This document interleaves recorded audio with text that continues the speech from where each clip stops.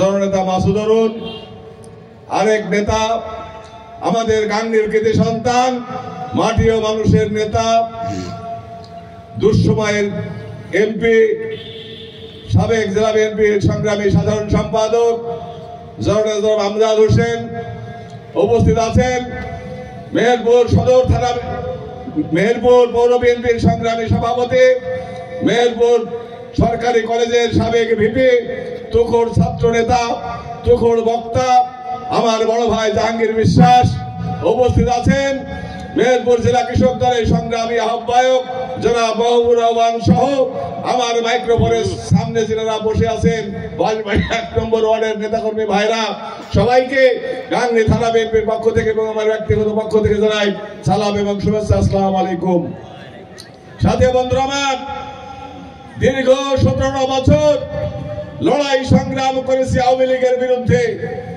গত কয়েকদিন মেহেরপুর জেলা বিএনপির আহ্বায়ক কমিটি হওয়ার পরে মনে হচ্ছে ১৬ বছরের সংগ্রাম একেবারে বৃথা হয়েছে। বন্ধুরা আমার, আমরা যে উদ্দেশ্য নিয়ে সংগ্রাম করেছি সেই উদ্দেশ্য হচ্ছে বাংলাদেশের মানুষকে ভোট এবং ভাতের অধিকার ফিরিয়ে দেব, বাংলাদেশে গণতন্ত্র ফিরিয়ে আনবো। বন্ধুরা আমার, আমার নেতা বিএনপির ভারপ্রাপ্ত চেয়ারম্যান জননেতা তারেক রহমান কিন্তু বলেছেন যে ১৬ বছর আন্দোলন সংগ্রাম করেছে, যে জেল খেটেছে, যে মিছিল মিটিং এ থেকেছে, যে সংগ্রাম করেছে, তাদেরকে আমরা নেতা বানাবো। বন্ধুরা আমার, কিন্তু তারেক রহমানের নাম করে মেহেরপুর যে কমিটি দেওয়া হয়েছে এই কমিটি কিন্তু তারেক রহমানের কথাকে অবমাননা করা হয়েছে। বন্ধুরা আমার, ঠিক না বেঠে?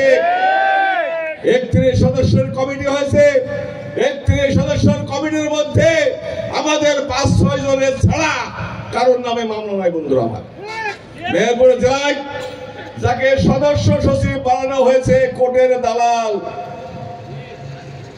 হোটেল আটলান্টিক নারী কেলেঙ্কারির অন্যতম আসামি, সেই আসামি যদি মেহেরপুর জেলা বিএনপির সদস্য সচিব হয় তাহলে কি বিএনপির বাণিজ্য থাকবে? আপনারা যারা দীর্ঘদিন কষ্ট করলেন, যারা দীর্ঘদিন মাঠে ঘুমালেন, আপনার বউ বাচ্চাকে ফেলে বাইরে পালিয়ে বেড়ালেন, জেল খাটলেন, পুলিশের পেদানি খেলেন, পুলিশকে টাকা দিলেন, এটা দিয়ে কি হলো বন্ধুরা আমার বলেন? সেই ক্ষেত্রে আমরা বলতে চাই আমরা কমিটিকে একেবারে অপমান করবো না। বন্ধু আমার, এই জন্য আমার প্রিয় নেতা তারেক রহমানকে বারবার আমরা আহ্বান জানাচ্ছি এই কমিটির পুনর্মূল্যায়ন করতে হবে। যারা জেল জুলুম খেটেছে, যারা সংগ্রামে ছিল, তাদেরকে নেতা বাঁধায়। বন্ধু আমার, আপনারা জানেন গত ১৪ সালে যে আন্দোলন হয়েছে সেই আন্দোলন কিন্তু আমার আমজাদ সাহেবের নেতৃত্বে হয়েছে। আপনারা জানেন, ঠিক না বেঠিক? হ্যাঁ, আমরা ৩ কন্যা থেকে লোক এনেছিলাম, বাঁশবাড়িয়ায় ছিলাম আমি শিশিরপাড়ার মোড়ে, তখন আমাকে ব্যারিকেড দিয়েছে ৫ গাড়ি বিজিবি, সামনে হচ্ছে ৫ গাড়ি বিজিবি, পিছনে হচ্ছে র্যাব আর পুলিশ আর ইউনোর গাড়ি। বন্ধু আমার, মাঝখানে আমরা সংগ্রাম করছি। ওদিকে আপনার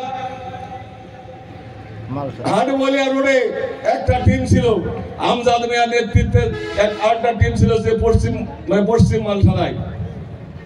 আমরা ৩ টিম একসাথে হয়ে কিন্তু গাংনীকে মুক্ত করেছিলাম, সন্ত্রাস মুক্ত করেছিলাম, গাংনীতে ঢুকেছিলাম। তখন কিন্তু পুলিশের রাইফেল আর আওয়ামী লীগের বোমাকে আমরা ভয় করিনি। বন্ধুরা আমার, আপনারা জানেন বৈষম্য বিরোধী ছাত্র আন্দোলনের সূচনা লগ্ন থেকে আমরা কিন্তু গাংনীতে সংগ্রাম করার প্রস্তুতি নিচ্ছিলাম।